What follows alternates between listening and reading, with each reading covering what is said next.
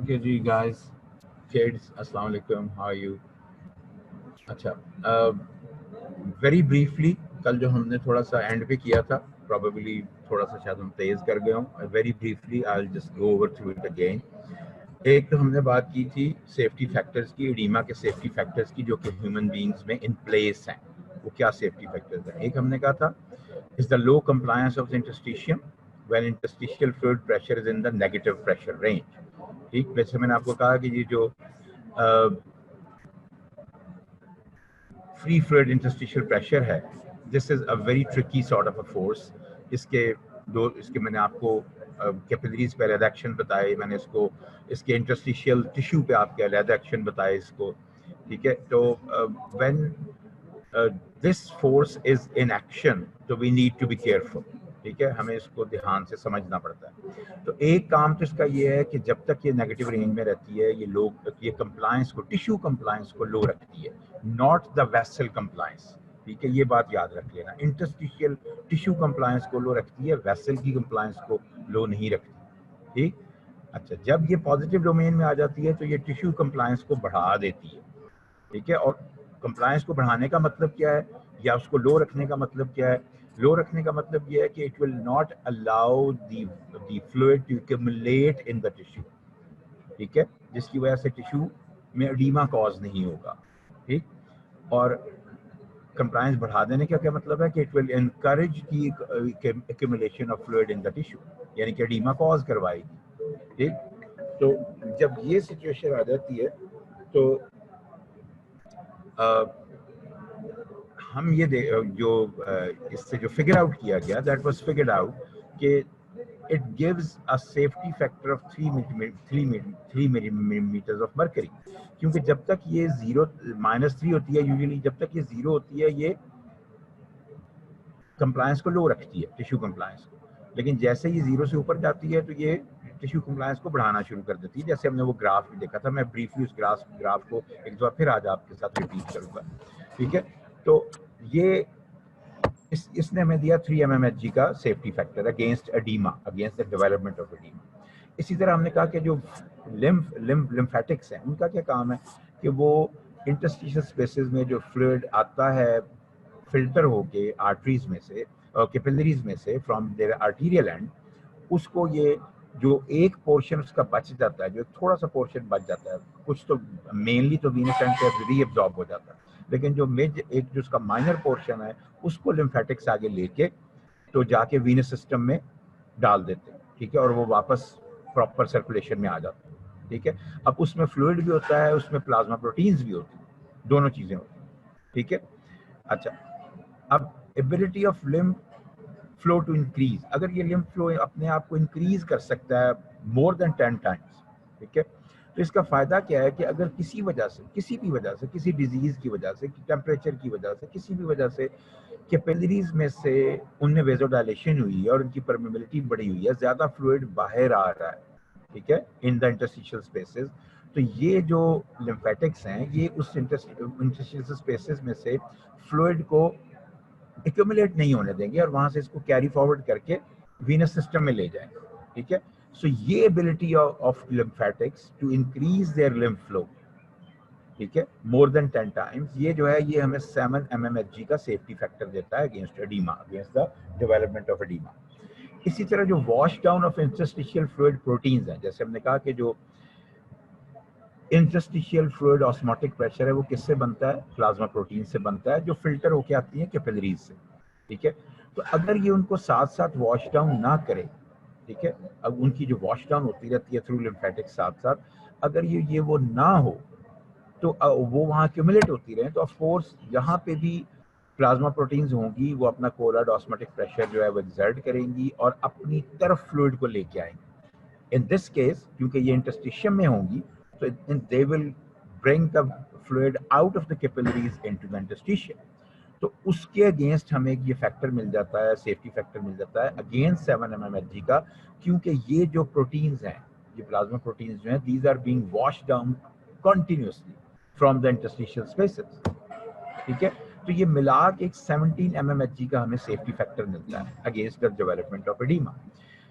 इसका मतलब ये हुआ कि जब तक ये 17 mmHg का सेफ्टी फैक्टर ओवरकम नहीं होगा, जब तक ये इम्बैलेंस ऑफ फोर्सेस या फिल्ट्रेशन इतनी ज्यादा नहीं हो जाएगी कि वो इसके लिमिट्स से क्रॉस कर जाए, इसकी लिमिट्स को एक्सीड कर जाए, ठीक है, तब तक एडीमा डेवलप नहीं होगा, ठीक है। तो this is all about the safety factors, ठीक। अब हमने एक और बात की थी इस चार्ट की, इसमें अगेन मैं आपको ब्रीफली बताना चाहता हूँ क्योंकि ये बड़ा इंपॉर्टेंट चार्ट है, and it is mainly concerned with two things, that is on the x-axis interstitial free fluid pressure, x-axis पे interstitial free fluid pressure in millimeters of mercury, and on the y-axis is interstitial fluid volume in liters. तो जैसे मैं आपको कल समझा रहा था, again मैं क्योंकि आई अंडरस्टैंड कि this is a very important chart concept के हिसाब से, पता नहीं एग्जाम में आपको बनाने की इसकी जरूरत पड़े या ना पड़े, लेकिन कॉन्सेप्ट को डेवलप करने के लिए ये बहुत इंपॉर्टेंट चार्ट है। So that's why I am emphasising on this. तो इसमें हम ये देख रहे हैं कि जब तक प्रेशर जो है free interstitial free fluid pressure ये नेगेटिव डोमेन में है, ऑन दिस साइड जीरो से लेफ्ट साइड पे नेगेटिव डोमेन में है, तो कंप्लायंस जो है टिश्यू की वो बहुत लो है। और इसमें मेनली क्या चीज़ है, इसमें जेल फ्लूइड है, ठीक है।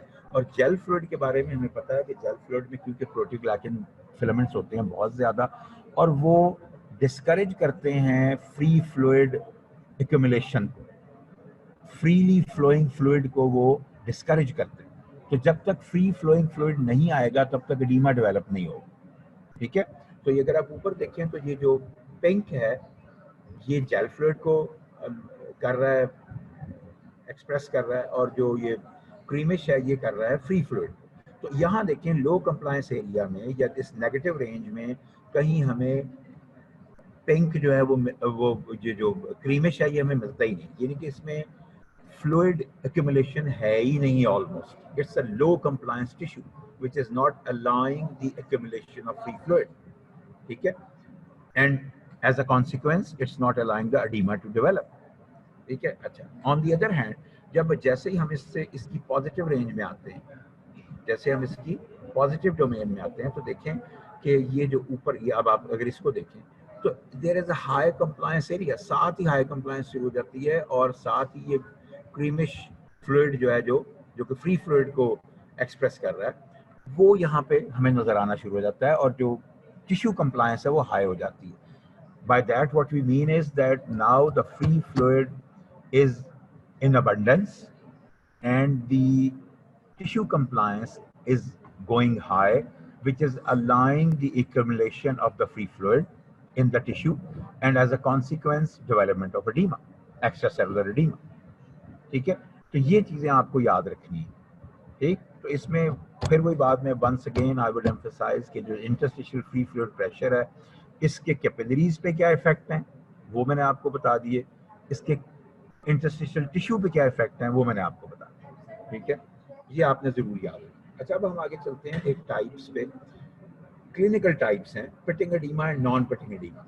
ये एडीमा की क्लिनिकल टाइप्स हैं या उसकी क्लिनिकल क्लासिफिकेशन, ठीक है, जो हमने पहले की कि एक होता है इंट्रासेलुलर, एक एक्स्ट्रा सेलुलर होता है, फिर हमने उसकी कॉजेज पढ़ी, हमने उसकी कॉजेज का मैकेनिज्म पढ़ा, जैसे हमने राइट हार्ट और लेफ्ट हार्ट के मैकेनिज्म पढ़े।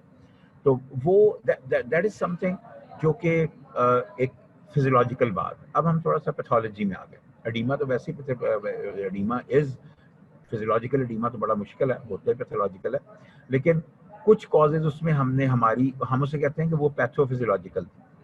अब ये जो पिटिंग एडीमा है ये एक प्योर क्लिनिकल साइड चीज है, ठीक है।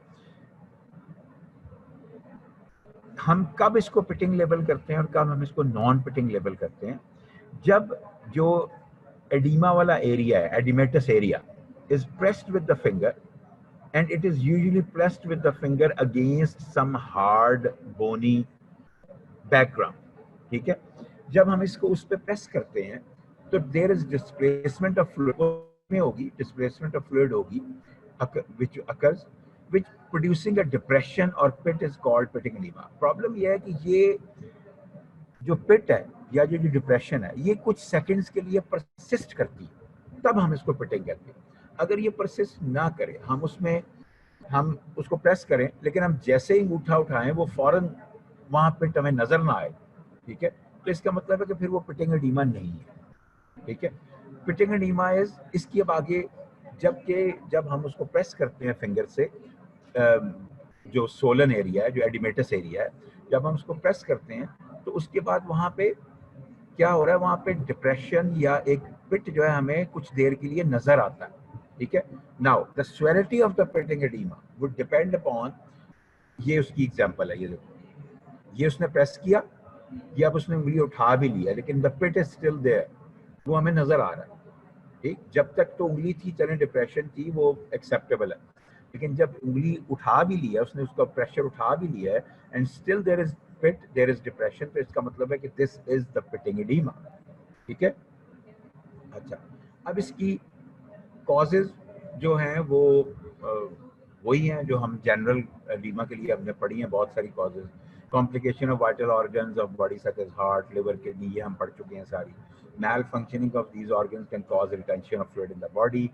Rheumatoid-like diseases such as rheumatoid arthritis and systemic lupus erythematosus, ये जो हैं ये भी कॉज करती हैं, ठीक है। ये तो छोड़े, ये कॉजेज आपके लिए इतनी इंपॉर्टेंट नहीं है। हाँ, इसकी स्वेरिटी एंड ग्रेडिंग।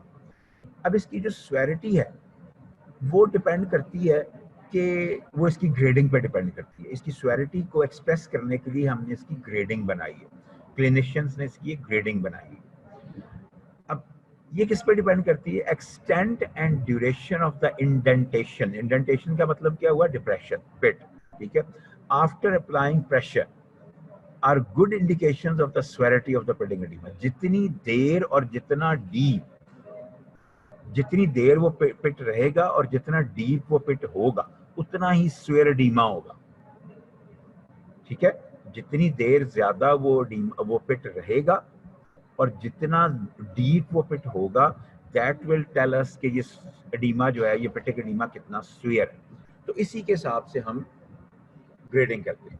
अगर हमें कोई क्लिनिकल एडीमा नहीं मिल रहा, यानी कि वो, जैसे मैंने कहा कि कोई पिट डेवलप नहीं होता, जैसे ही हम उंगली उठाते हैं पिट हमें नजर नहीं आता, ठीक है, so that means it is zero, उसको हम जीरो ग्रेड करते हैं, and that is no clinical edema, ठीक है। Grade 1 plus edema, grade 1 plus edema जो है उसमें एक पिट बनता है ऑफ 2 मिलीमीटर्स और लेस, यानी कि इसकी डेप्थ है, ठीक है, पिट ऑफ 2 मिलीमीटर्स और लेस की डेप्थ का पिट बनता है, and it presents a slight pitting with no distortion. इसका क्या मतलब हुआ, स्लाइट पिटिंग तो हमें नजर आ ही रही है, ज़ाहिर है 2 mm का है तो वो स्लाइट पिटिंग हमें नजर आएगी। नो डिस्टॉर्शन का मतलब ये है कि जिस पोर्शन ऑफ बॉडी में ये पिट हमें नजर आ रहा है, that portion of the body is not distorted, उसमें हमें इस पिट के अलावा और कोई एबनॉर्मेलिटी नजर नहीं आ रही, ठीक है। और जैसे ही हम उंगली उठाते हैं, ये within a second, within less than a second, ये पिट जो है ये डिसअपीयर हो जाता है, लेकिन हमें for a very small fraction of a second ये नजर जरूर आता है, ठीक है। तो इसको हम ग्रेड 1 प्लस एडीमा कहते हैं, ठीक। अच्छा, ये आपकी बुक में नहीं दिया हुआ, ये मैंने किसी और सोर्स से उठाया हुआ है। अगर आप इसे लिखना चाहें तो लिख सकते हैं, ये वैसे सिर्फ आपके नॉलेज के लिए, प्रोबेबली आपसे ये शायद को पूछेगा, लेकिन बस this is just for the sake of your knowledge. अगर आप लिखना चाहते हैं तो आप इसे लिख सकते हैं, ठीक है। I will wait for 30 seconds for this slide, अगर आप लिखना चाहते हैं, but with the next slides आपको साथ ही लिखना पड़ेगा, ठीक है। I will not wait 30 second, ठीक है जी। ग्रेड 2 प्लस एडीमा, इसमें 2 mm से ज्यादा डीपर पिट हमें नजर आता है, 2 mm से 4 mm, ठीक है। इसमें भी कोई हमें डिस्टॉर्शन नजर नहीं आएगी, कोई एबनॉर्मेलिटीज अपार्ट फ्रॉम दैट पिट हमें नजर नहीं आएगी, ठीक है। And pitting will disappear in 10 to 15 seconds, उसमें हमें जो है वो 1 सेकंड के अंदर अंदर वो पिट गायब हो जाता था, और इसमें जो पिट को डिसअपीयर होने में 10 to 15 सेकेंड्स लगते हैं, ठीक है। So this is grade 2 plus oedema, ठीक है। अगर हम ग्रेड 3 प्लस एडीमा पे आए, so it's a noticeably deep pit measuring between 4 to 6 mm. अब ये 2 to 4 से 4 to 6 mm पे चला गया। The area effect will look distinctly fuller and swollen. पहले हमें कोई ऐसी चीज़ ख़ास एबनॉर्मेलिटी अपार्ट फ्रॉम दैट पिट हमें नज़र नहीं आ रही थी, लेकिन अब हमें क्लियरली नज़र आएगा कि ये जो एरिया है ये सोलन है, ठीक है। और तीसरी बात कि जो इंडेंटेशन है उसको वापस रिकवर होने में it will take as long as 1 minute. वो जो डिप्रेशन बनी हुई थी उसको गायब होने में ऑलमोस्ट 1 मिनट लगेगा, ठीक। तो this is grade 3 plus edema. Grade oedema क्योंकि आखिरी है, इसमें पिट जो है वो और ज़्यादा डीप हो जाता है, यूजुअली 6 to 8 mm ही होता है, लेकिन ये रहता है 2 to 5 minutes before it disappears, ठीक है। और जो बॉडी पार्ट अफेक्टेड है जहां हम ये कर रहे हैं वो ग्रॉसली डिस्टॉर्टेड नजर आता है, क्योंकि उसमें हमें बड़ी क्लियर कट किस्म की प्रॉब्लम्स, स्वेलिंग्स और कोई लूजिंग और हमें कई चीजें उसमें नजर आती हैं, ठीक है। कई हमें उसमें डिस्टॉर्शंस नजर आती हैं, ठीक है। So this is grade 4 plus oedema. तो जो मेन चीज जिस पे आपने एम्फसाइज करना है वो उसकी डेप्थ पिट की and how long does it take that the pit disappears. ये दो चीजों पे आपने इसकी स्वेरिटी को ग्रेड करना, ठीक है। चलें, नॉन पिटिंग एडीमा जो है उसमें ऑफ कोर्स इसमें जो है ना वो जब हम उसको प्रेस करते हैं तो पिट नहीं बनता, ठीक है। और ये यूजुअली जो है ये यूजुअली ये इंट्रासेलुलर एडीमा की वजह से बनता है, ठीक है। तो पिटिंग एडीमा जो है वो ज्यादा जो है वो नोन है in clinical practice as compare to non pitting. अच्छा, अब एक बात आती है potential spaces of the body. Body में कुछ पोटेंशियल स्पेसेस हैं, ठीक है, जिनमें के फ्लूइड है, ठीक है। इसमें यूजुअली जो आती हैं वो आती हैं pleural cavity, pericardial cavity, peritoneal cavity and synovial cavity, ठीक है। अगर इनमें फ्लूइड एक्युमुलेशन हो जाए तो हम वैसे इंटरस्टिशियल स्पेसेस में उसे क्या कहते हैं, एडीमा कहते हैं। लेकिन अगर इन स्पेसेस में फ्लूइड एक्युमुलेशन हो जाए तो हम उसे इफ्यूजन कहते हैं। और इनमें से भी अगर पेरिटोनियल कैविटी में हो तो उसे हम असाइटिस कहते हैं, ठीक है। वो आपने देखा होगा कि जो कुछ लोगों को लिवर का इशू होता है, किडनीज का इशू होता है या इवन हार्ट का इशू होता है, तो उनमें वो कहते हैं जिसके पेट में पानी भर गया, तो वो बेसिकली पेट में नहीं, पेरिटोनियल कैविटी में पानी भरा होता है, ठीक है। क्योंकि वहाँ पे प्रेशर इतना बढ़ जाता है कि वहाँ की जो कैपिलरीज हैं उनसे फ्लूइड लीक हो के बाहर आता है और वो पेट में डिस्टेंशन कॉज कर देता है। एब्डोमेन, पेट नहीं कहना चाहिए, एब्डोमेन कहना चाहिए। एब्डोमेन में डिस्टेंशन कॉज कर देता है, तो उसको हम असाइटिस कहते हैं। जब इसके अलावा ये साइनोवियल कैविटीज में हो, पेरिकार्डियल कैविटी में हो, प्लूरल कैविटी में हो, तो हम इसको इफ्यूजन कहते हैं। इसको हम प्लूरल इफ्यूजन कहेंगे, पेरिकार्डियल इफ्यूजन कहेंगे या साइनोवियल इफ्यूजन कहेंगे, ठीक है। तो ये है जो कि फ्लूइड पोटेंशियल स्पेसेस में हो, ठीक है। तो इसके साथ हमारा ये एडीमा वाला चैप्टर हो गया क्लोज। अब हम चलते हैं आज का जो असल हमारा काम था उस पर चलते हैं, ठीक है। वो आ गया ये वाला। ये इंटरेस्टिंग है क्योंकि ये लोकल ब्लड फ्लो के बारे में है ये सारा, ठीक है। आज जो हम करेंगे, अभी हम करेंगे सिर्फ उस पर जो है हमारा एक्यूट ब्लड फ्लो कंट्रोल, ठीक है। लोकल एंड हीमोरल कंट्रोल पे है, लेकिन हाँ आज हम बात करेंगे सिर्फ एक्यूट ब्लड फ्लो कंट्रोल पे, ठीक है। वो भी पूरा नहीं हो सकेगा लेकिन उसका कुछ पोर्शन हम जरूर कर लेंगे, ठीक है। इसको मैं स्क्रीन को लार्ज कर देता हूँ। अच्छा जी, अब हम यहाँ पे पहली बात तो वही कि जो आप इसको आप सर्कुलेटरी फंक्शंस भी ले सकते हैं, इसको आप ब्लड फ्लो के फंक्शंस भी ले सकते हैं, इसको आप इवन सिर्फ ब्लड के फंक्शंस कहें तो वो भी इनमें से कई उसमें भी फिट हो जाते हैं, ठीक है। एक मिनट में देख लूँ किसी बच्चे ने कुछ लिखा हुआ था।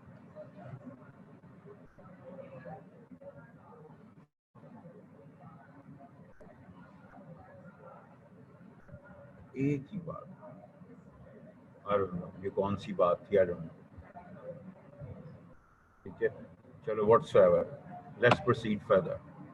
अच्छा, तो अब ये वही फंक्शन है जो हम पहले भी पढ़ चुके हैं कि जो ऑक्सीजन की डिलीवरी, न्यूट्रिएंट्स की डिलीवरी, जिसमें glucose, amino acid, fatty acids आ जाते हैं, removal of carbon dioxide, hydrogen ion, maintenance of proper concentration of other ions in the tissue, transport of hormone और other substances to different tissue. तो ये blood flow के भी functions यही हैं, ठीक है। ये सर्कुलेशन के फंक्शन भी गिने जा सकते हैं, ब्लड फ्लो के भी गिने जा सकते हैं, ठीक है। और इवन बाद सूत्रों में ब्लड के भी गिने जा सकते हैं। अच्छा, अब वो कहता है ये कि डिफरेंट ऑर्गन्स में या डिफरेंट टिश्यूज में जो ब्लड फ्लो है वो डिफरेंट है और अंडर वेरियस सर्कमस्टांसेस डिफरेंट है, ठीक है। जैसे अगर एक बंदा टोटल एट रेस्ट है तो उसके मसल्स जो हैं, हालांकि मसल्स जो हैं वो एक बहुत बड़ा बल्क बनाते हैं बॉडी का, स्केलेटल मसल्स हैं वो बॉडी का एक बहुत बड़ा बल्क बनाते हैं, लेकिन अंडर एट रेस्ट जब उनमें कोई एक्टिविटी नहीं हो रही, कॉन्ट्रैक्शन प्रॉपर नहीं हो रही, कोई एक्सरसाइज नहीं हो रही, स्ट्रेनस एक्सरसाइज नहीं हो रही, तो उन मसल्स का जो ब्लड फ्लो है वो बहुत कम है, ठीक है। वो उतना ही है बस जितना उनके सर्वाइवल के लिए चाहिए, जितना उनको सिर्फ अलाइव रखने के लिए चाहिए, ठीक है, क्योंकि वो कोई एक्टिविटी नहीं कर रहा। जैसे हमने बिल्कुल शुरू में सर्कुलेशन में एक बात की थी कि जो नंबर ऑफ कैपिलरीज है वो हमेशा 3 टाइम्स ज्यादा प्रेजेंट होता है, लेकिन ब्लड फ्लो जो है वो सिर्फ उतनी कैपिलरीज में जा रहा होता है जितनी at a given moment required होता है, ठीक है। अगर एक्टिविटी नहीं है तो बिल्कुल मिनिमम कैपिलरीज में जाएगा, सिर्फ for the survival of the tissue, nothing more than that, ठीक है। लेकिन अगर एक्सरसाइज हो रही है तो फिर ऑफ कोर्स वो जो डॉर्मेंट कैपिलरीज थी, जिनको मैंने नाम दिया था डॉर्मेंट कैपिलरीज का, विच वर और इनएक्टिव कैपिलरीज, तो वो अनफोल्ड होना शुरू हो जाती हैं, उनमें ब्लड फ्लो स्टार्ट हो जाता है और उनके थ्रू भी एक्सचेंज स्टार्ट हो जाती है, क्योंकि that is the need of the moment, तो तब वो जरूरत पड़ जाती है। तो ये कुछ उसने ब्लड फ्लोज दिए हुए which are probably at rest, बल्कि most probably they are at rest. इसमें अब उसने दिया हुआ है सेवरल 100 मिलीलीटर्स पर मिनट पर 100 ग्राम ऑफ थायराइड और एड्रिनल ग्लैंड टिश्यू। अब देखो ये पर 100 ग्राम ऑफ टिश्यू हमें क्यों लेना पड़ा? ये इसलिए लेना पड़ा कि कई टिश्यू हैं बॉडी में, कई ऑर्गन्स हैं बॉडी में जो टोटल 100 ग्राम के हैं ही नहीं, उनका वेट एक जैसा नहीं है, सबका एक जैसा नहीं है। ब्रेन का वेट कितना ज्यादा है, ठीक है, हार्ट का उससे कम है, ठीक, एड्रिनल ग्लैंड का और कम है। अगर आपको याद हो, आपने वो पढ़ा था, नहीं आपने अभी नहीं पढ़ा, सॉरी अभी आपने नहीं पढ़ा, डायरोसेप्टर रिफ्लेक्स नहीं पढ़ा, और उसमें आप आगे पढ़ेंगे जब आप कीमर सेप्टर रिफ्लेक्स पढ़ेंगे तो आप उसमें पढ़ेंगे कि जो उसमें वो होती हैं कैरोटिड बॉडीज होती हैं, ठीक है, उनका जो ब्लड फ्लो है वो बहुत ज्यादा है, ठीक है। हाँ, और वो इतनी छोटी होती हैं कि उनको हम किसी और ऑर्गन के साथ शायद कंपेयर ही नहीं कर सकते, लेकिन अगर हम उसको पर 100 gram of liver of any tissue निकालना शुरू कर दें तो फिर हमें एग्जैक्ट पता चलता है कि किसका ब्लड फ्लो ज्यादा है और किसका कम है, ठीक है। तो हम ये देख रहे हैं कि एट रेस्ट जो है वो 700 ml पर मिनट पर 100 ग्राम ऑफ थायराइड और एड्रिनल ग्लैंड टिश्यू, जबकि 1350 ml पर मिनट इन द लिवर, ठीक, यानी कि अगर हम इसको टोटल लिवर का ब्लड फ्लो लें तो वो 1350 ml पर मिनट लिवर में, और अगर हम उसको 100 ग्राम ऑफ लिवर टिश्यू लें तो वो 95 ml रह जाता है, ठीक है। तो ये वो चीज़ है जिसके लिए कि हमें 100 ग्राम ऑफ एनी टिश्यू जो है वो लेना पड़ता है कि वो देखें कि ब्लड फ्लो किसका ज्यादा है, ठीक। अगर और बड़ा तो ज्यादा होगा, लेकिन हमें देखना ये है कि ब्लड फ्लो को क्या चीजें डिटरमिन करती हैं। वो जब तक हम उसको हर टिश्यू की एक ही वैल्यू नहीं लेंगे तब तक हमें पता नहीं चलेगा, ठीक है। तो हमें ये पता चलता है इससे कि मेनली जो चीज डिटरमिन करती है ब्लड फ्लो को वो मेटाबॉलिज्म, न्यूट्रिएंट रिक्वायरमेंट है, ऑक्सीजन रिक्वायरमेंट है, ठीक है। ये चीजें जो हैं ये डिटरमिन करती हैं कि किस टिश्यू को किस टाइम पे कितना ब्लड जाना है, ठीक है। ये डिपेंड करता है, इस बात पे डिपेंड करता है सर। तो मसल्स की मैं आपको एग्जांपल दे रहा था, तो मसल्स देखो 30 to 40% of the total body mass जो है वो कॉन्स्टिट्यूट करते हैं, लेकिन रेस्ट पे इसमें सिर्फ 4 ml पर मिनट पर 100 ग्राम ब्लड जा रहा होता है एट रेस्ट। और लेकिन मसल्स इन हैवी एक्सरसाइज देखो उस पर कितना बड़ा इम्पैक्ट है, कितना बड़ा डिफरेंस है। 60 फोल्ड इंक्रीज इन मेटाबॉलिज्म हो जाती है इसमें ड्यूरिंग एक्सट्रीमली हैवी एक्सरसाइज, ठीक है, और 20 fold increase in blood flow भी होती है, ठीक है। अगर ब्लड फ्लो में 20 फोल्ड इंक्रीज हो रही है तो अब आप मुझे एक बात यहाँ पे ये समझाओ कि जो टोटल कार्डिक आउटपुट है वो तो बढ़ नहीं सकती 7 to 8 टाइम्स से ज्यादा, तो इन मसल्स को 20 फोल्ड इंक्रीज कहाँ से मिल जाती है? Can somebody explain that? देखो हमने कहा 60 फोल्ड इंक्रीज इन मेटाबॉलिज्म है, 20 fold increase in blood flow है और 7 to 8 fold increase in cardiac output है। ठीक, ये हम मसल्स की बात कर रहे हैं, ठीक है। तो मुझे ये बताओ कि ये कैसे मुमकिन है कि 20 fold increase in blood flow towards skeletal muscles हो जाए और जो कार्डिक आउटपुट है वो 7 to 8 टाइम्स से ज्यादा ना बढ़ सके? ये कैसे मैनेजेबल है?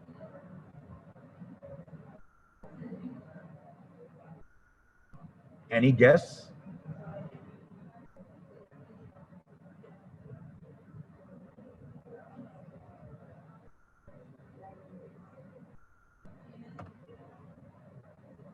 Collateral circulation, increase heart beat. बेटा वो इंक्रीज हार्ट बीट होके ही तो कार्डिक आउटपुट बढ़ती है 7 to 8 टाइम्स। और कैसे बढ़ती है?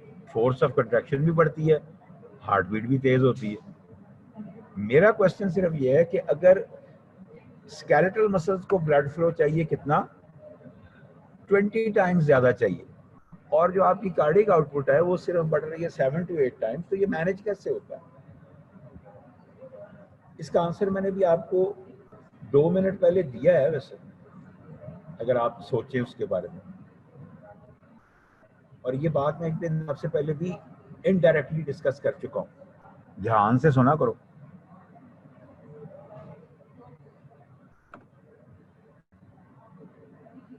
anaerobic respiration, but anaerobic respiration is not the answer.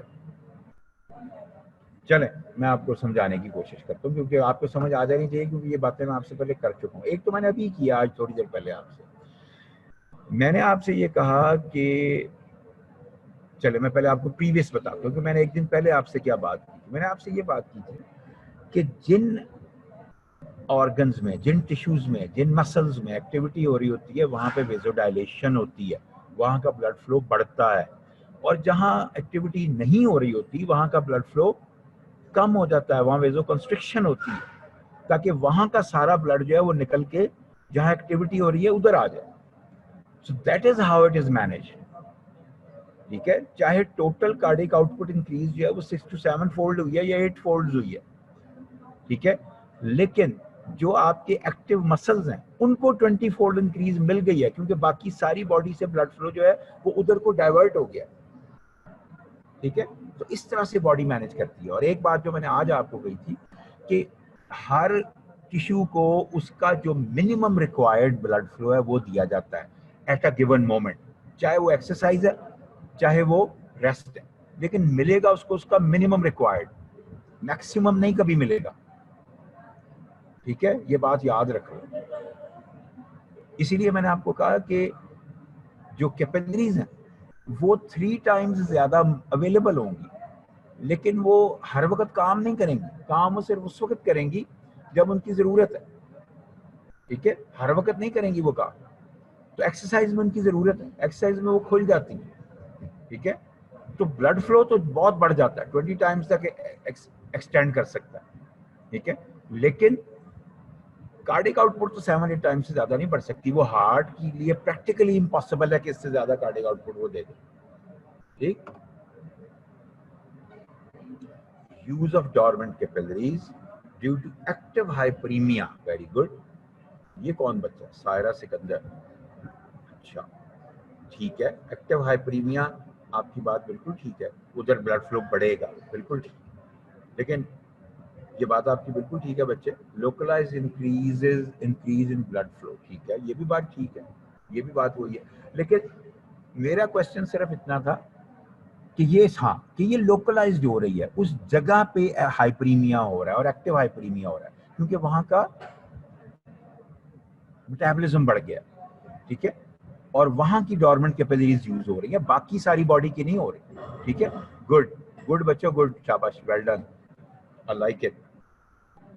अच्छा, तो इसका मतलब ये हुआ कि जब ये कुछ हो जाता है तो 16,000 ml पर मिनट, ठीक है, पर minute in the bodies total muscle vascular bed जो है, या 80 ml पर मिनट, जो 4 ml पर मिनट था ना पर 100 ग्राम ऑफ मसल पर मिनट, वो 80 ml यानी कि 20 फोल्ड बढ़ गया ब्लड फ्लो, ठीक है। तो ये इस तरह से पॉसिबल है, दैट इज वाई, क्योंकि देखो ना, अगर हाँ इसका एक और वो आपके गाइडर ने भी वो क्वेश्चन पूछा हुआ, बड़ा अच्छा क्वेश्चन है वो, कि जी इतनी टेक्निकें लड़ाने की क्या जरूरत थी, सीधा सीधा हर वक्त ही मैक्सिमम ब्लड फ्लो आता रहता, ठीक है। तो उसका आंसर ये है कि आप, वो जो मैंने अभी दिया है, कि आपका हार्ट केपेबल ही नहीं है हर वक्त मैक्सिमम पूरी बॉडी को ब्लड फ्लो देने की, उसमें इतनी कैपेसिटी ही नहीं है। हाँ, अगर अल्लाह बड़ा हार्ट बना देता, ठीक है, अगर नेचर बड़ा हार्ट बना देती जो कि हर वक्त ही देता रहता, तो वो एक अलग सिनेरियो था। लेकिन प्रॉब्लम यह है कि हमारे पास उतना बड़ा हार्ट नहीं है, ठीक है। और फिर जाहिर अगर हार्ट इतना बड़ा होता तो फिर इंसान का साइज भी बहुत बड़ा होता, तो वो तो फिर अब एक सारी जो है वो मेथडोलॉजी ही चेंज हो जाती है ना सारी की सारी पे, ठीक है, फिर तो सारी साइंस ही चेंज हो जाती है। बट हमें तो वो देखना है जो हमारे पास है, ठीक है। तो प्रॉब्लम ये है कि हमारे पास इतना बड़ा हार्ट है ही नहीं कि वो हर वक्त पूरी बॉडी को मैक्सिमम ब्लड फ्लो दे सके, इसलिए वो हर वक्त मिनिमम ब्लड फ्लो देता है टिश्यू की रिक्वायरमेंट के मुताबिक, ठीक है जी। अच्छा जी, तो ये इंपॉर्टेंस है लोकल ब्लड फ्लो, क्योंकि हार्ट पे जो वर्कलोड है वो मिनिमम रहता है, ठीक है। ये वही चीज है जो भी मैं एक्सप्लेन कर रहा था, इस स्लाइड पे सारी वही लिखी है, ठीक है। So capillaries are always in excess but blood flow is barely minimum required, ठीक। Workload of the heart is kept at a minimum, increased blood flow is diverted to those areas only where activity has increased, बाकियों में हर जगह नहीं चला जाएगा, ठीक है। तो ये लोकल ब्लड फ्लो का एक बहुत बड़ा रूल है, ठीक है। इसीलिए हमने, याद है मैंने आपको एक बात कही थी तब, कि जो लोकल ब्लड फ्लो है ना, it is independent of the systemic mean arterial pressure changes, ये उससे इंडिपेंडेंट है। और तब भी मैंने आपको ये बताया था कि इसको क्या चीज कंट्रोल कर रही है, वो हर टिश्यू का लोकल मेटाबॉलिज्म मेनली इसको वो कंट्रोल कर रही है, ठीक है। अच्छा, अब हम आते हैं कि जी mechanism of blood flow control जो है वो दो टाइप्स का है, एक एक्यूट है और एक long term. Acute of course जो लोग रैपिड चेंजेस हैं, इन जैसे मैंने एकदम एक्सरसाइज शुरू कर दी, ठीक है, तो रैपिड चेंज है ना, तो अब वो कैसे, उसको एक्यूट ब्लड फ्लो कैसे कंट्रोल होगा, ठीक, दिस इज, अब वो होगा सेकंड्स में होगा, मिनट्स में होगा, ठीक है। या जो आर्टीरियोल्स हैं या मेटा आर्टीरियोल्स हैं या प्री कैपिलरी स्फिंक्टर्स हैं, या वो रिलैक्स करेंगे और वेजोडाइलेट करेंगे, या वो कंस्ट्रक्ट करेंगे और उनकी वेजो कंस्ट्रक्शन हो जाएगी, ठीक है। और ये होता है with in seconds two minutes, ठीक है। तो ये तो है acute control. Long term control में जो है वो slow, of course it is slow over a period of days, weeks, months, ठीक है। लेकिन इसका कंट्रोल जो है लॉन्ग टर्म का, वो एक्यूट की निस्बत बहुत अच्छा है। इसका जो कंट्रोल है ना ब्लड फ्लो पे, वो बड़ा अथॉरिटेटिव है लॉन्ग टर्म का। क्यों? क्योंकि इसमें सिर्फ वेजो कंस्ट्रक्शन या वेजो डायलेशन नहीं होती, इसमें सिर्फ प्री कैपिलरी स्फिंक्टर की रिलैक्सेशन या कॉन्ट्रैक्शन नहीं होती, इसमें सिर्फ कुछ जो ऑलरेडी प्रेजेंट कैपिलरीज हैं सिर्फ वो अनफोल्ड नहीं होती, जो डॉर्मेंट कैपिलरीज हैं, सिर्फ ये नहीं होता, इसमें उनका साइज भी बढ़ता है, फिजिकल साइज भी बढ़ता है over the period of time. अगर एक टिश्यू की एक्टिविटी कंटिन्यूसली हाइपर जा रही है, ऊपर जा रही है, ठीक है, तो उसका सिर्फ ये नहीं कि उसका टेम्परेरी विजुअलाइजेशन हुई और फिर वो वापस आ जाएंगी, नहीं, उनका फिजिकल साइज ही बढ़ जाता है उनके पेदरीज का, ठीक है, और उनका नंबर भी बढ़ जाता है, ठीक, उनका नंबर भी बढ़ जाता है। तो ये एक इसमें बड़ी मजे की बात है, ठीक है, लॉन्ग टर्म कंट्रोल, कि इसमें नई वेसल्स भी बनती हैं, जो पुरानी बनी हुई है सिर्फ वो नहीं, इसमें नई वेसल्स भी बनती हैं। और and when we go down this chapter तो हम देखेंगे कि वो कैसे बनती हैं, उनकी जेनेसिस कैसे होती है, उसके कुछ स्टेप्स हैं, उसकी जेनेसिस के कुछ रूल्स हैं, ठीक है। तो लॉन्ग टर्म में जो है वो साइज भी चेंज होता है और जेनेसिस भी होती है वेसल्स की, इसको एंजियोजेनेसिस कहते हैं, ठीक है। तो नई नई वेसल्स की जेनेसिस भी होती है। ठीक, अच्छा जी, अब आज हमारा जो मेन जो है हमारा कंसर्न वो है acute local blood flow regulations. ठीक है, एक बात तो ये है कि हमने कहा कि जब ऑफ कोर्स ऑक्सीजन भी तो एक it's a type of nutrient, इसके बगैर तो कुछ नहीं हो सकता। ठीक है, इसको हम टाइप ऑफ न्यूट्रिएंट क्यों कहते हैं, क्योंकि जब तक ऑक्सीजन नहीं होगी तो जो हमारे जो फूड न्यूट्रिएंट्स हैं, ठीक है, वो कन्वर्ट नहीं होते एनर्जी। ठीक है, उनकी हाइड्रोक्सिलेशन नहीं होती, वो कन्वर्ट ही नहीं होते एनर्जी में। ठीक है, जिनके आप फैट्स को ले लें, आप फैटी एसिड्स को ले लें, अमाइनो एसिड्स को ले लें, ग्लूकोज को ले लें, ये जब तक ऑक्सीजन अवेलेबल नहीं होगी इनकी कन्वर्जन नहीं होती। ठीक है, यानी कि जो सेलुलर रेस्पिरेशन है, एटीपी फॉर्मेशन है, वो नहीं होती। ठीक है, तो वो ये इस हेडिंग में, इस स्लाइड में हम ये डिस्कस कर रहे हैं कि acute blood flow regulation when oxygen availability changes. जब ऑक्सीजन की अवेलेबिलिटी चेंज होती है तो फिर एक्यूट ब्लड फ्लो में क्या चेंजेस आते हैं। ठीक है, जब एक्सेस ऑक्सीजन होती है, टिश्यूज को मिल रही है, तो ब्लड फ्लो डिक्रीज हो जाता है। ठीक है, and vice versa, decrease oxygen to tissue increases the blood flow. ठीक, ये जो दूसरी एग्जांपल है ये हमें कहाँ मिलती है, हाई ऑल्टीट्यूड्स पे मिलती है। ठीक है, at the top of the high mountain, pneumonia में मिलती है, कार्बन मोनोऑक्साइड पॉइजनिंग में मिलती है, साइनाइड पॉइजनिंग में मिलती है। ठीक है, तो ये डिफरेंट ऐसी चीजें हैं जहाँ पे कि ऑक्सीजन की सप्लाई टिश्यू को कम हो जाती है, या इवन अगर सप्लाई हो रही है तो टिश्यू उसको यूज नहीं कर सक रहा, जैसे साइनाइड पॉइजनिंग है। ठीक है, टिश्यू उसको यूज नहीं कर सकता, ऑक्सीजन तो है लेकिन टिश्यू उसको यूज नहीं कर रहा। कार्बन मोनोऑक्साइड में ऑक्सीजन टिश्यू तक पहुंचती ही नहीं, कार्बन मोनोऑक्साइड पॉइजनिंग। तो कोई भी रीजन हो, टिश्यू को तो ऑक्सीजन कम मिल रही है या उसकी यूटिलाइजेशन में नहीं आ रही। ठीक है, सो इट मीन्स के ब्लड फ्लो बढ़ जाएगा। ठीक, एक तो ये बातें हो गई। अब यहाँ उसने दिखाया ये है इस चार्ट में,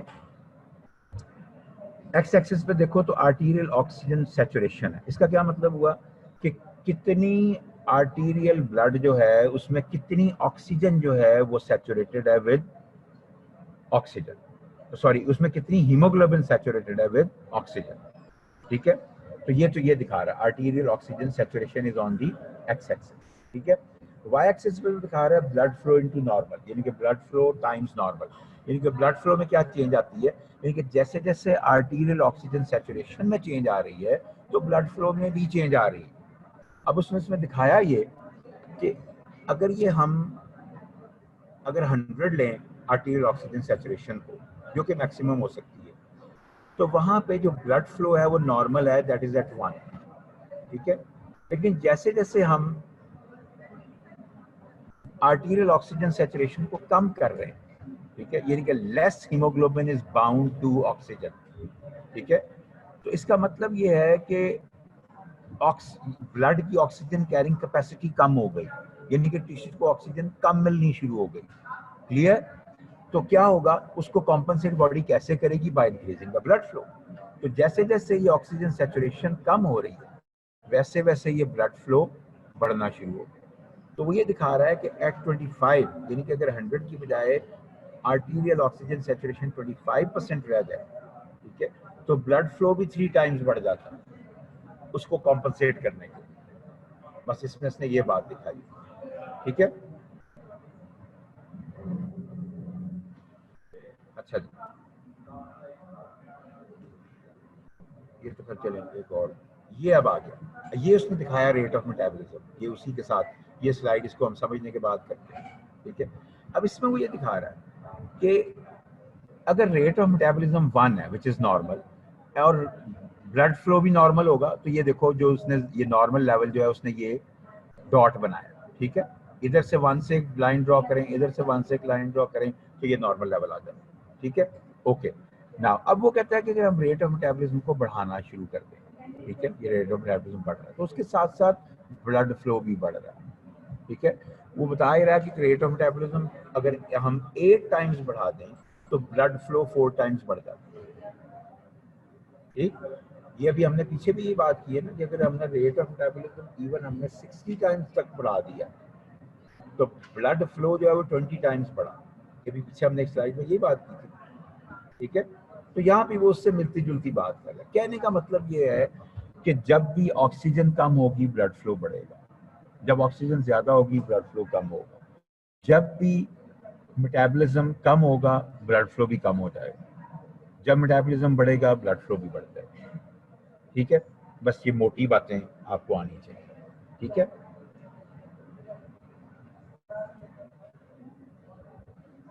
ये तो वही आ गया दोबारा। अच्छा, अब वो कहते हैं कि अब दो बेसिक थ्योरीज प्रेजेंट की गई for local regulation of blood flow की। ठीक है, और भी आएंगे भी आगे, लेकिन अब आज हम शायद यही दो कर सकेंगे, तो अगली दो हम नहीं कर सकेंगे, वो आएंगी आगे, उसको हम ऑटो रेगुलेशन कहते हैं। और ऑटो रेगुलेशन वही चीज़ है जो मैंने आपको तब मैंने बताया भी था कि इसको हम ऑटो रेगुलेशन कहते हैं, कि the blood flow to the local tissues is independent of the changes in the mean arterial pressure, इसको हम ऑटो रेगुलेशन कहते हैं। ठीक है, this is auto regulation of the blood flow. ठीक है, यानी कि ब्लड फ्लो ऑटोमेटिकली रेगुलेट होता है as per the demands and needs of the tissue, it's not dependent upon the arterial pressure. तो ये तो एक ऑटो रेगुलेशन तो एक अभी बाद का कॉन्सेप्ट है, ये अभी आएगा इसी चैप्टर में, इसके बाद वो आएगा। लेकिन पहले हम कर लें कि जी वो कहते हैं कि ब्लड रेगुलेशन के लिए दो थ्योरीज हैं बेसिक जो काम करती हैं। एक को वो कहते हैं वेजोडायलेटर थ्योरी, दूसरी को वो कहते हैं ऑक्सीजन डिमांड थ्योरी और न्यूट्रिएंट डिमांड थ्योरी। ठीक है, ये हो गया। पहले हम देखते हैं वेजोडायलेटर थ्योरी क्या है। ठीक है, वो कहते हैं कि वही जैसे मैंने भी बात की, जितना मेटाबॉलिज्म बढ़ेगा, द ग्रेटर द मेटाबॉलिज्म और less the availability of the oxygen और other nutrients, the greater the rate of the formation of vasodilator substances. अब वो कहते हैं कि ये वेजोडायलेशन, ब्लड फ्लो बढ़ने के लिए वेजोडायलेशन होनी पड़ेगी, क्योंकि अगर वेसल डायलेट नहीं करेगी तो फ्लो उसका बढ़ नहीं सकेगा, इट्स फ्लो वुड रिमेन लो। ठीक है, जो कि हमें नहीं चाहिए इस सर्कमस्टांसेस में। ठीक है, तो वेजोडायलेटर थ्योरी का मकसद ये है कि इसका कॉन्सेप्ट ये है या इसका मैकेनिज्म ये है कि जब हम मेटाबॉलिज्म बढ़ाते हैं किसी जगह का, तो उस जगह से टिश्यू से कुछ वेजोडायलेटर सब्सटेंसेस रिलीज होते हैं, और ये वेजोडायलेटर सब्सटेंसेस जो हैं ये डिफ्यूज करते हैं through the tissues to the either to the precapillary sphincter or metatarterioles and arterioles। ठीक है, अब ये जो वेजोडायलेटर सब्सटेंसेस हैं ये कौन कौन से हैं, इनमें से प्रोबेबली जो मोस्ट इंपॉर्टेंट गिना जाता है, जिसे मोस्ट इंपॉर्टेंट टिप किया जाता है, कंसिडर किया जाता है, वो एडिनोसिन। लेकिन उसके अलावा भी हैं, एडेनोसिन है, कार्बन डाइऑक्साइड है, एडेनोसिन फॉस्फेट कंपाउंड्स हैं, हिस्टामिन है, पोटेशियम आयंस है, हाइड्रोजन आयंस। ठीक है, ये सारे वो सब्सटेंसेस हैं, ये सारे वो केमिकल्स हैं जो कि vasodilation cause करते हैं, but out of them adenosine probably is the most important. Having said that adenosine probably is the most important, it has been observed, it has been seen that the amount of adenosine released in such scenarios is not enough कि वो alone ये काम कर सके। इसीलिए कहा जाता है कि it's a combination of adenosine of prime importance of course, लेकिन adenosine without the help of these other compounds जो है वो proper vasodilation या required vasodilation cause नहीं कर सके। ठीक है, so it means कि adenosine हम अब भी कहते हैं कि probably it's the most important compound, लेकिन ये शायद it cannot work efficiently without the help of others। ठीक है, वो इसको चाहिए। अच्छा जी, तो वो कहते हैं कि वेजोडायलेटर सब्सटेंसेस जो हैं वो रिलीज होते हैं in response to oxygen deficiency. ठीक है, decrease oxygen causes adenosine and lactic acid containing hydrogen ion to be released into the spaces between the tissue cells, and these cause intense vasodilation and thus regulate local blood flow। तो फिर वही बात आ गई कि adenosine आ गया, lactic acid आ गया, जिसमें hydrogen ion का जिक्र हमने यहाँ भी किया है।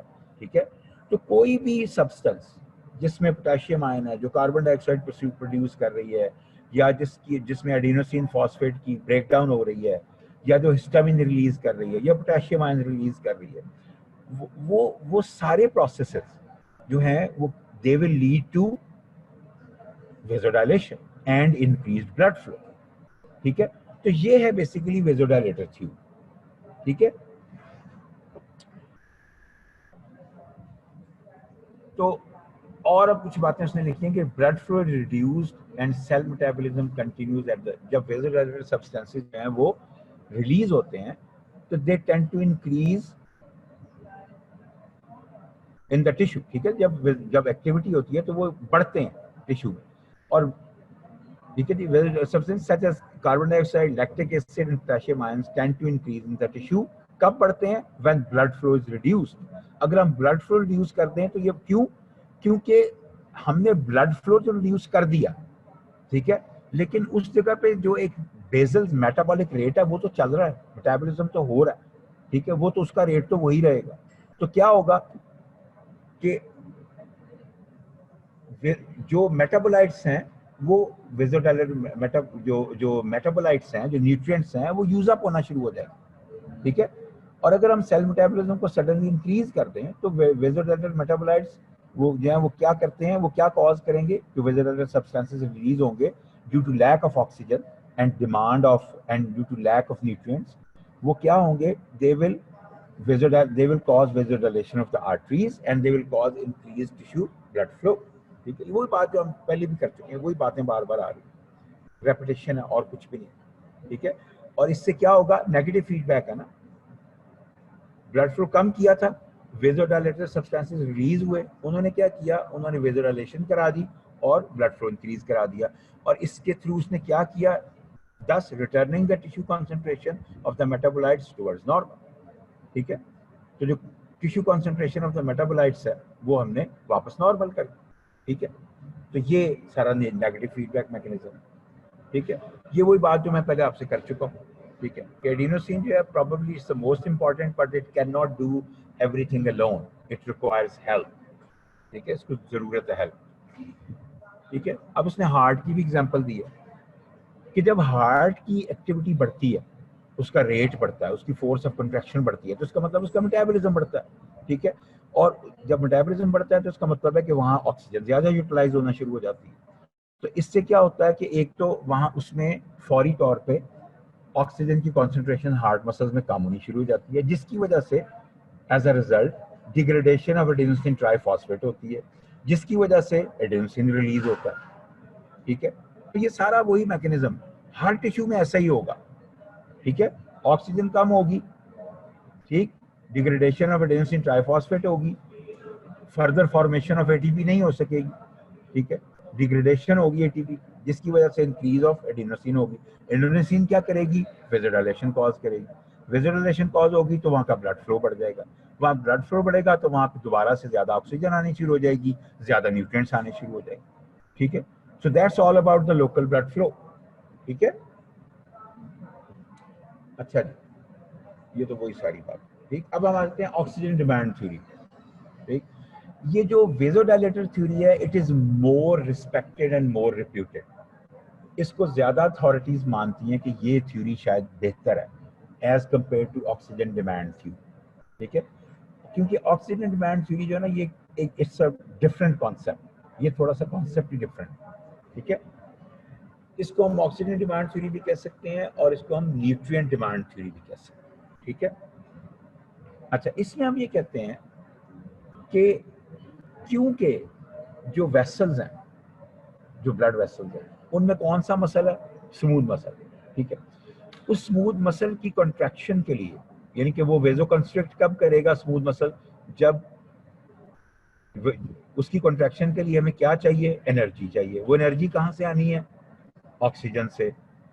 ऑक्सीजन जब न्यूट्रिएंट्स के साथ उसकी हाइड्रोक्सिलेशन करेगी तो एनर्जी बनेगी ना, एटीपी बनेगी। तो कहते हैं कि अगर ऑक्सीजन कम है, ठीक है, ऑक्सीजन कम हुई है, तो इसका मतलब है कि इतने न्यूट्रिएंट्स ही नहीं होंगे, इतनी एनर्जी नहीं होगी कि जो वेसल है वो अपनी जो उसकी टोन है, जो सिम्पैथेटिक टोन है, एक सिम्पैथेटिक टोन की हमने बात की, उसको मेंटेन कर सके।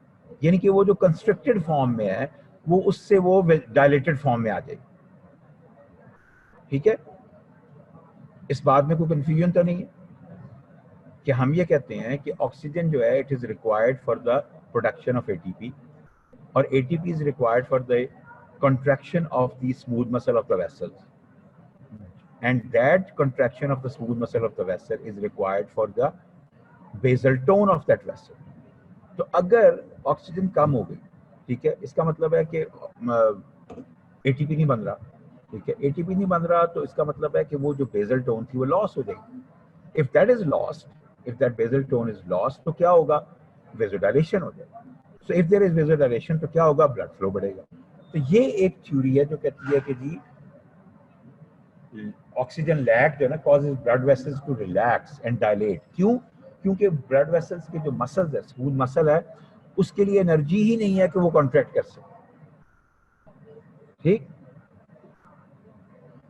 तो इस वजह से लोकल वेजोडाइलेशन हो जाएगी। अच्छा, अब हम आते हैं एक और चीज पे, एक छोटा सा और कॉन्सेप्ट है जिसे हम कहते हैं टिश्यू यूनिट। मैंने 3 चीजों का नाम पहले भी लिया था, मेटाटीरियोल, कैपिलरी, ठीक है, metarteriole, capillary and pre capillary sphincter, ठीक है, ये, और उसके साथ कुछ पोर्शन टिश्यू का, ठीक है। A tissue unit consist of a metarteriole with a single sidearm capillary and its surrounding tissue. ये है जिसको हम कहते हैं टिश्यू यूनिट।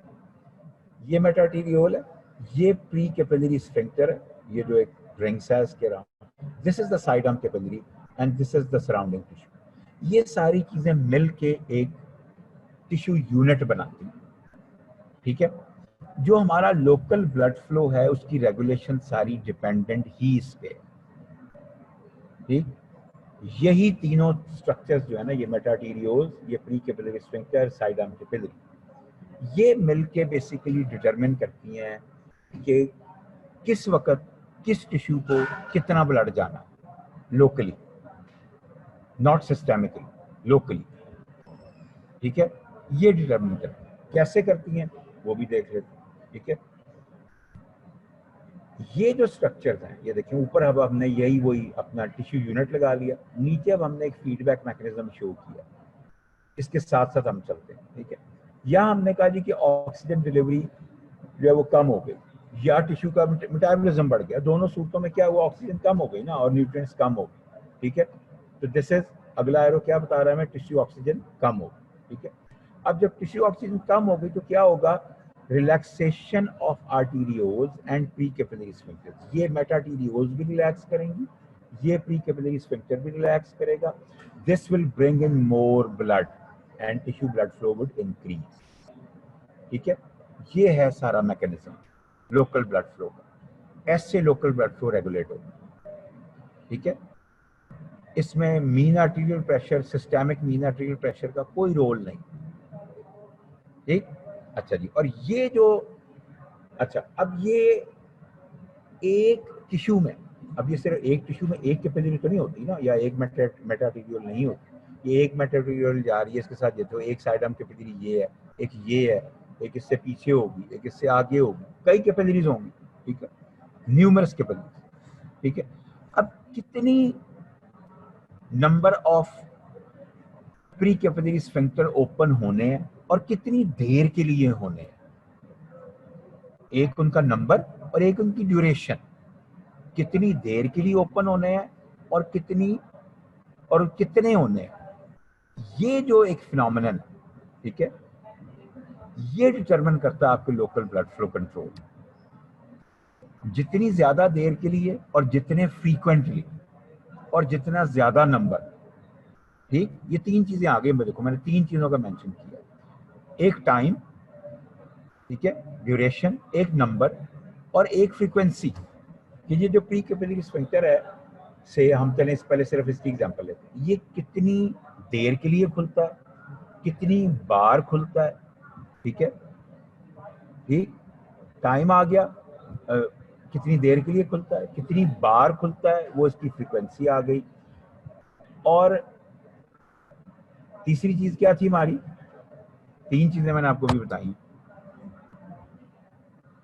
कितनी देर के लिए, कितनी बार, एंड हाउ मेनी टाइम्स, इसकी फ्रीक्वेंसी क्या है, कितनी दफा बार बार खुलता है, क्या लिखा बच्चों, नंबर, और कितनी नंबर ऑफ कैपिलरीज खुली, ठीक है, या कितने number of pre capillary sphincters खुलते हैं एट अ गिवन मोमेंट, ठीक है।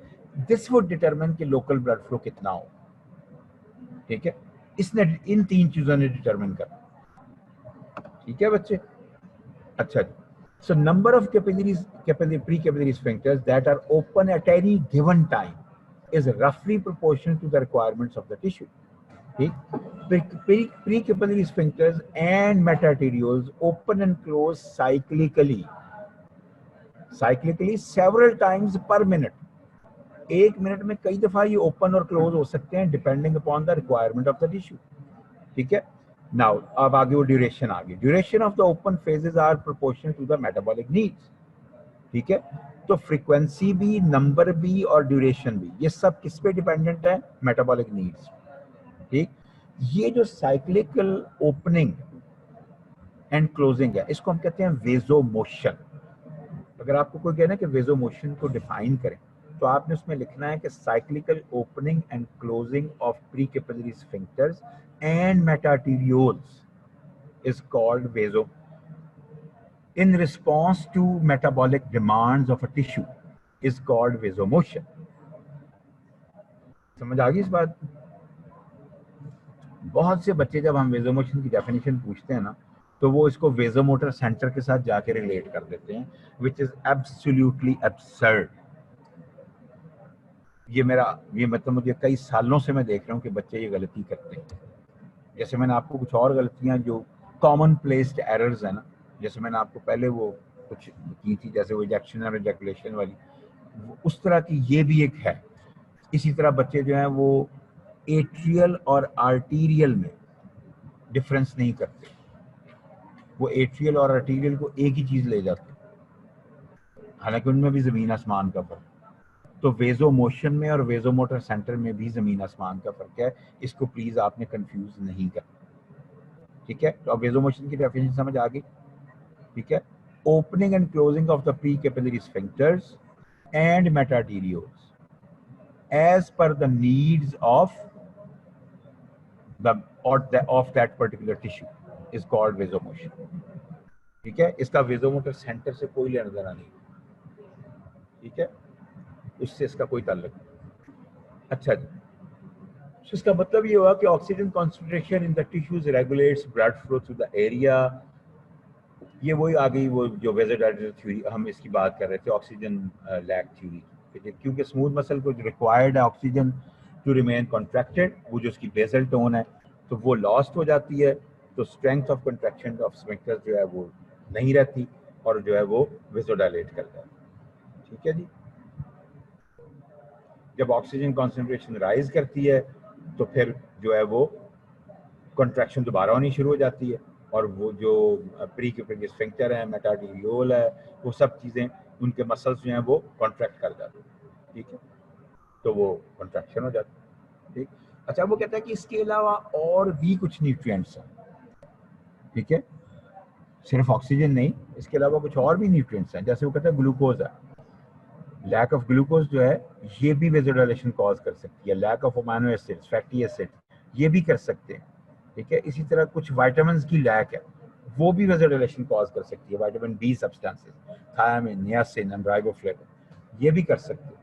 और उसने आगे ये बेरी की एग्जांपल भी दी हुई है विटामिन बी के पर्टेनिंग. ठीक है. कि इसमें जो है ना वो ब्लड फ्लो 2-4 to 3-fold बढ़ जाता है. ठीक है. क्यों? क्योंकि वो कहता है कि इसकी रीजन वो ये देता है कि जो ऑक्सीजन इंड्यूस्ड फॉस्फोराइलेशन होनी है, यानी कि एनर्जी प्रोडक्शन होनी है, एटीपी बनना है, वो इन विटामिन्स के बगैर हो नहीं सकती, इन विटामिन्स की प्रेजेंस में हो. ठीक है. तो अगर ये विटामिन्स डेफिशिएंट हैं तो अगेन एटीपी प्रोड्यूस नहीं होगा. एटीपी प्रोड्यूस नहीं होगा तो जो वेसल्स के मसल्स हैं वो रिलैक्स करते हैं, वो अपनी बेसल टोन लूज करते हैं. ठीक है. फिर वही कॉन्सेप्ट. अच्छा जी. अब आ गई वो एक बच्चे ने जो लिखा था reactive active hyperaemia and reactive hyperaemia. ठीक है. तो इसको भी हम देख लेते हैं.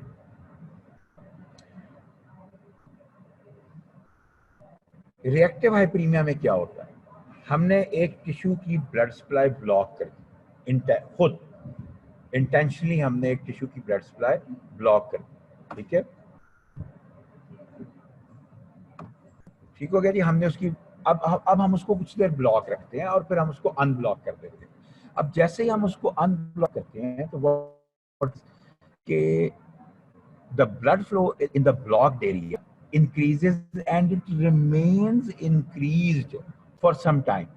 अब वो some time जो है that depends upon the time for which we have kept that blockage.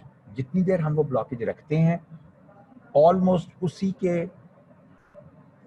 proportional, not exactly same, not exactly same, ये बात याद रखें. लेकिन अगर हम थोड़ी देर रखेंगे तो ब्लॉकेज भी तो जो हाई ब्लड फ्लो है वो भी थोड़ी देर ही रहेगा.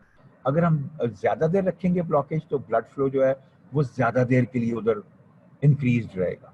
ठीक है. So increased blood flow continues for only a few seconds if the block had lasted only for a few seconds or minutes. ठीक है. And can continue for as long as many hours if the blood flow has been stopped for an hour or more. ठीक. अच्छा जी, अब इसकी एक diagram उसने दिखाई है हमें कि डायग्राम में क्या हो. ये ऊपर वाली जो है ये रिएक्टिव हाइपरीमिया है. एक्स एक्सिस पे टाइम है इन मिनट्स. ठीक है. एक्स एक्सिस पे टाइम इन मिनट्स है. वाई एक्सिस पे मसल का ब्लड फ्लो है वो दिखाया हुआ है. ठीक है. अब वो दिखा ये रहा है कि स्टार्ट हुआ 1 से नॉर्मल से. ठीक है. यानी कि मसल ब्लड फ्लो जो है वो नॉर्मल है 1 पे. ठीक. After some time at 0 time हमने क्या किया कि हमने उसको ओक्लूड कर दिया. आर्टरी को हमने उससे आप यानी कि वो आर्टरी जो आगे जिस रीजन को सप्लाई कर रही थी उस रीजन में ब्लड जाना बंद हो गया. हमने आर्टरी को ओक्लूड कर दिया तो ब्लड फ्लो जो है वो बिल्कुल ये देखो मिनिमल पे आ गया, 0 पे आ गया. ठीक है. जैसे ही हमने उसको यहाँ पे आर्टरी ओक्लूजन को खोला, ठीक है, तो देखें ब्लड फ्लो कितनी तेजी से स्टीप करके जब वो जंप करके ऊपर और कितने टाइम्स बढ़ गया. ऑलमोस्ट 0 से उठ के ऑलमोस्ट 6 तक चला गया. ठीक है. So blood flow has in time हो गया. So blood flow has increased a lot. ठीक है. तो इसको हम कहते हैं रिएक्टिव हाइपरीमिया. ठीक. एक्टिव हाइपरीमिया में दूसरी जो एग्जांपल है इसमें हमने ओक्लूड नहीं किया. इसमें हमने उसी टाइम पे आके हमने मसल की एक्टिविटी बढ़ा दी, उसको हमने बार बार स्टिमुलेट करना शुरू कर दिया. तो इसका मतलब है मेटाबॉलिज्म बढ़ गया. मेटाबॉलिज्म बढ़ा तो वहाँ का ब्लड फ्लो भी बढ़ना शुरू हो गया. ठीक है. तो इसमें आप देखो कि इसमें जो इंक्रीज है वो उतनी स्टीप नहीं है जितनी इसमें आई थी. उसकी रीजन ये है कि जिस रेट से मेटाबॉलिज्म बढ़ेगा उसी रेट से ब्लड फ्लो बढ़ेगा.